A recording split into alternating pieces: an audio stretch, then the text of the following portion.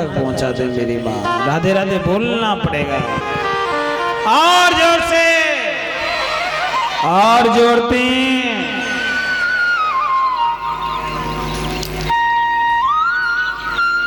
मेरे भाई बहन भगवान से मिल जाओगे, दुनिया के आवागमन से छुट्टी मिल जाएगी। अच्छा कौन कौन चाहता है दोबारा हमको इस धराधाम पर जन्म मिले? कोई चाहता है इस दुनिया में वापस आना? नहीं चाहता। क्यों? क्योंकि इतने महाराज यहाँ पर दुख हैं कि झेलते झेलते प्यारे 40 साल की उम्र होती है सफेद बाल आने लग जाते हैं। हमारी तरफ क्या देखते हो? हमारे तो है ही नहीं। अगली बार शायद कभी मौका मिला तो एक भी नहीं मिलेगा, सब समाप्त हो जाएंगे। क्यों? बालों से प्रेम नहीं है।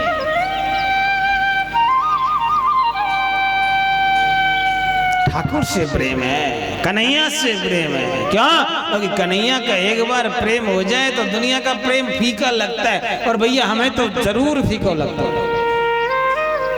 अब तुम्हारी सोचो महाराज, तुम्हारा क्या होगा? कहते हैं ना अपनी तो जैसे तैसे ऐसे या ऐसे बैठे कट जाएगी, आपका क्या होगा? मैं तो गोविंद से कहता हूँ कन्हैया यदि जीवन में कुछ देना है फल तो एक ही फल देना कि तेरी कथा करते करते पूरा जीवन निकल जाए, तेरे गुणगान गाते गाते ये उम्र ये शरीर समाप्त हो जाए। बस केवल एक ही काम चाहिए, और मुझे वादा है मेरा ठाकुर मुझे जरूर देगा।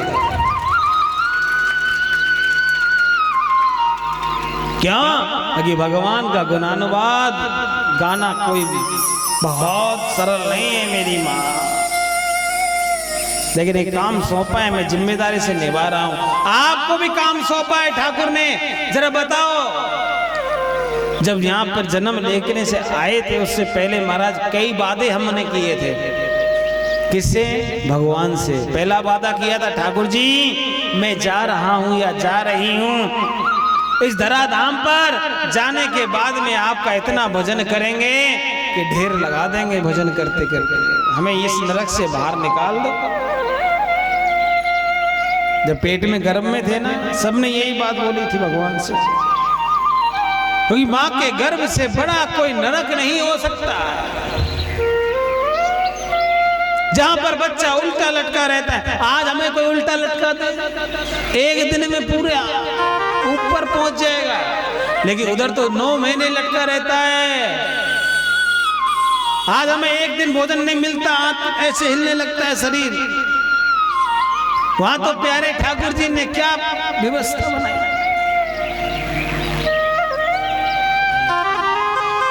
हमने बहुत से वादे किए, भगवान जाएंगे तो चिंता ना करिए, हम आपको भूलेंगे नहीं, लेकिन आते हैं तो सबसे पहले भगवान को ही भूल जाते हैं।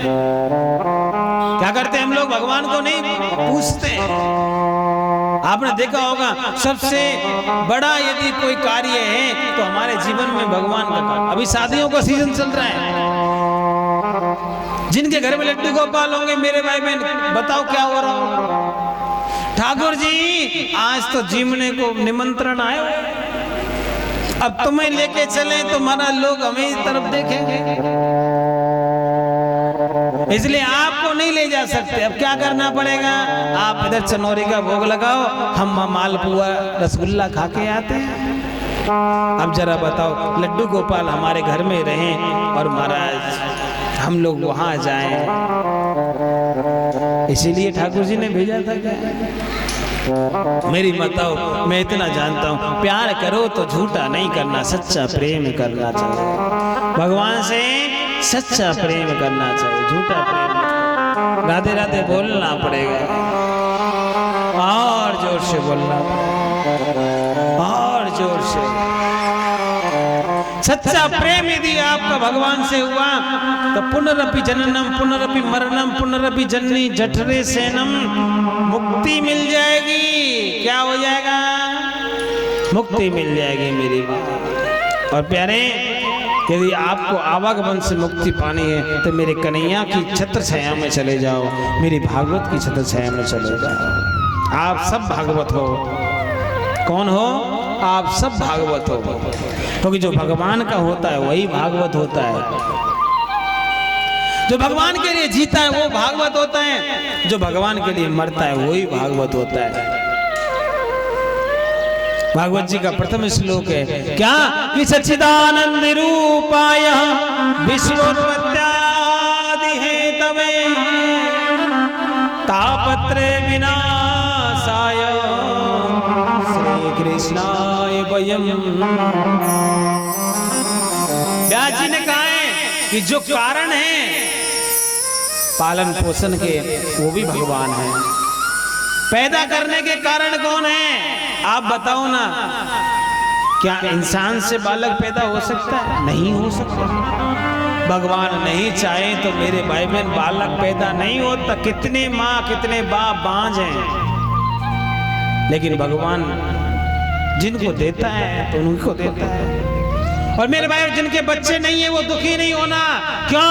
क्योंकि भगवान ने और कोई जिम्मेदारी तुमको सौंपी है। जिनके बालक हैं उनको क्या, उनको भी दुखी नहीं होना, उनको भी भगवान ने जिम्मेदारी सौंपी है। ठाकुर ने अपनी अपनी अलग अलग जिम्मेदारी सबको सौंपी है। जरा सोचो, यदि जिम्मेदारी भगवान नहीं सौंपता तो क्या अब्दुल कलाम एक साइंटिस्ट ये राष्ट्रपति बन जाते? नौकरी के लिए गए थे प्यारे, कहाँ? अपने बहन जी का जेवर बेच के पैसा लेके तब गए। मरने जा रहे थे, क्या हो रहा था? आत्महत्या करने जा रहे थे, क्योंकि उनको पता लग गया कि मैं पास नहीं होऊंगा। संत ने आवाज दी, बच्चा क्या कर रहे हो? उसने कहा बाबा मेरा जीवन दुख में निकलेगा, क्योंकि मेरे पास अब कुछ नहीं है, वापिस जाने को पैसा नहीं है, बहन मांगेगी तो कहां से दूंगा, मेरी नौकरी लगेगी नहीं। संत ने एक बात जवाब दिया, तुम्हें भगवान ने किसी और काम के लिए तुम्हें भगवान ने किसी और काम के लिए रखा है, इसलिए चिंता ना करो, कुछ और सोचो। और महाराज क्या हुआ? एक नहीं, दो नहीं, तीन नहीं, चार नहीं, पांच मिसाइलों के बड़े वैज्ञानिक रहे हमारे अब्दुल कलाम। परमाणु यदि बम हमें मिला तो महाराज डॉक्टर एपीजे अब्दुल कलाम की तरफ से मिला।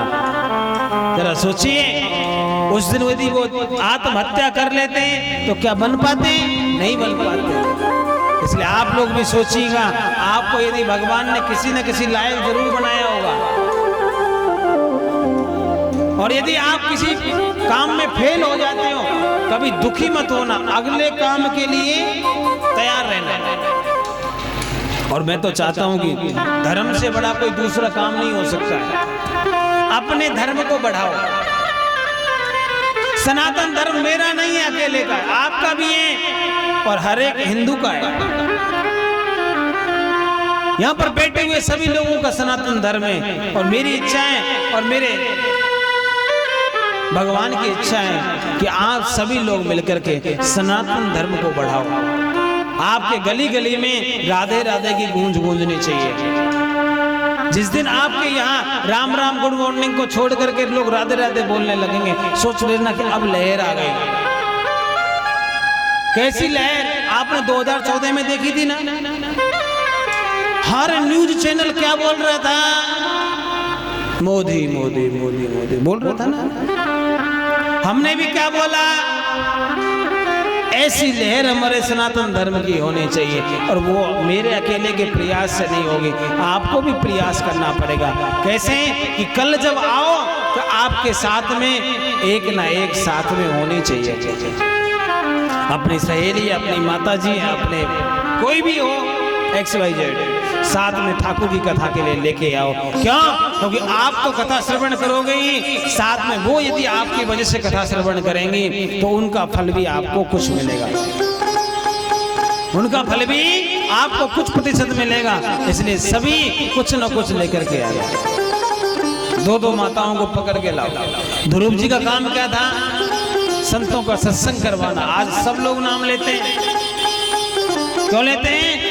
क्योंकि धर्म का जिसने साथ दिया उसका नाम अमर हो गया, और जिसने नहीं दिया वो मर करके पता नहीं कहां चला गया। मेरे भाई बहन, जो धर्म का है वो मेरे गोविंद का है, और जो अधर्म का नहीं है वो मेरे भाई बहन किसी का नहीं हो सकता। राधे राधे बोलना पड़ेगा और जोर से बोलना पड़ेगा।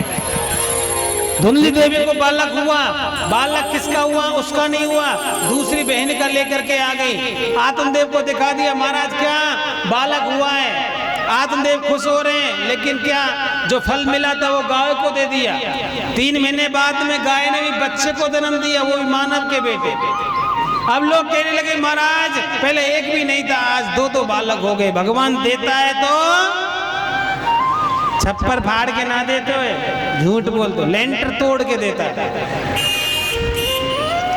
क्या देता है? भगवान देता है। तो अब मैं भाई टेंट तो इसलिए नहीं फड़वा सकता कि आप लोगों का कोई भरोसा नहीं, अब इनको पैसा देना पड़ेगा, इसलिए भगवान देता है। तो क्या देता है? लेंटर तोड़ के देता है। मैं भी चाहता हूँ कि आपको भी भगवान लेंटर तोड़ के दे, किसी के घर में कोई भी किसी प्रकार की समस्या ना हो, सब सुखी रहें। आत्मदेव जी महाराज धुंधकारी भगवान के धाम को पहुंच गए। आइए यहीं वाणी को विराम देते हैं, शेष चर्चा कल के सत्र में हम लोग करेंगे। सभी लोग छोटी सी सूचना है वो सुन लें, उसके बाद में आरती करेंगे हम सभी।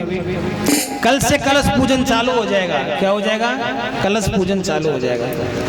जिन्होंने भी कलश लिया है उनको 3 दिन मिलेंगे, कल, परसों और उससे अगला दिन।